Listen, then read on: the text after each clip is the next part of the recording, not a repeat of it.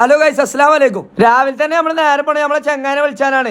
എവിടെ പോകാൻ വിളിച്ചാലും എവിടുക്കാന്ന് പോലും ചോദിക്കാതെ തന്നെ നിങ്ങളെ ചെങ്ങാനെ മെൻഷൻ ചെയ്യട്ടോ. അങ്ങനെ നമ്മൾ ചായ അടിക്കാൻ കയറിക്കണം. അവിടുന്ന് ചായയും കുടിച്ച് നമ്മൾ നേരെ പോണത് സർക്കാർ വണ്ടിയിലാണ്. ആകെയുള്ള സമാധാനം ഒറ്റ ബാഗ് എടുത്തിട്ടു. അതങ്ങോട്ട് പോയി കിട്ടിയോ, ഒറ്റ സീറ്റും കിട്ടിയില്ല. ആ സമാധാനം പോയി. അങ്ങനെ ഡോറിന്റെ അടുത്ത് പിച്ചങ്ങായി സ്ഥലം തരുന്നില്ല.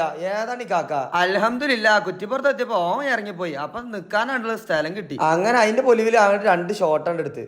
എവിടെ പോകണമെങ്കിലും നമുക്ക് കാണേണ്ട സ്ഥലമാണ് പാടം എന്നുള്ളത്. പാടം നമ്മൾ കണ്ട്. ഷൊർണൂർ എന്താ ആൾക്കാരൊന്നും ഇല്ലാത്ത, ആൾക്കാരൊക്കെ പുറത്തിറങ്ങി നിർത്തിയോ.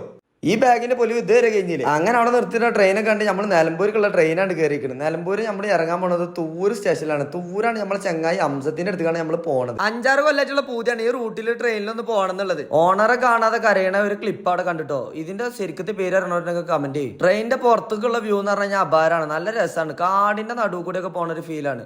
അതിങ്ങനെ തോനെ നേരം നോക്കി ആസ്വദിച്ചു. നിങ്ങൾ നോക്കുകയാണെങ്കിൽ ഈ റൂട്ട് പോയവർ ആരെങ്കിലും ഉണ്ടെങ്കിൽ ഒന്ന് കമന്റ് ചെയ്തിട്ടോ. നിങ്ങൾ ആരെങ്കിലും പോയിക്കണോന്ന് ഞാനൊന്ന് അറിയട്ടെ. നല്ല രസമുള്ള റൂട്ടായിരുന്നു, ഒരു പോസിറ്റീവ് വൈബ് ഇട്ടോ. അങ്ങനെ നമ്മൾ ഫൈനലി തൂരെത്തിക്കണം. തൂരെത്തിയപ്പോൾ നമ്മള് ബോസിനെ വിളിച്ചപ്പോ ബോസ് പുറത്തെത്തിക്കണ കാരണം സുബ്ഹാനല്ലാ, ഒരു പട ആളായിട്ടാണ് വന്നിക്കണത്. ഓരോരുത്തരൊക്കെ എന്തോ കണ്ട മാതിരിയാണ് നിക്കണത്. കുട്ടിയൊക്കെ നമ്മളെ പെരുത്തി ഇഷ്ടായിക്കണേ.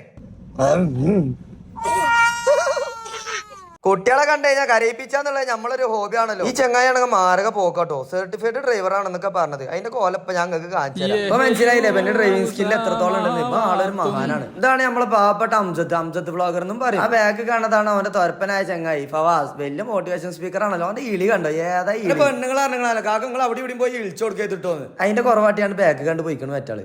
അപ്പൊ ഉദ്ഘാടനം ഒക്കെ കഴിഞ്ഞ് പരിപാടി റാഹത്തായിക്കണം. അപ്പൊ ശരി, ബാക്കി നാളെ.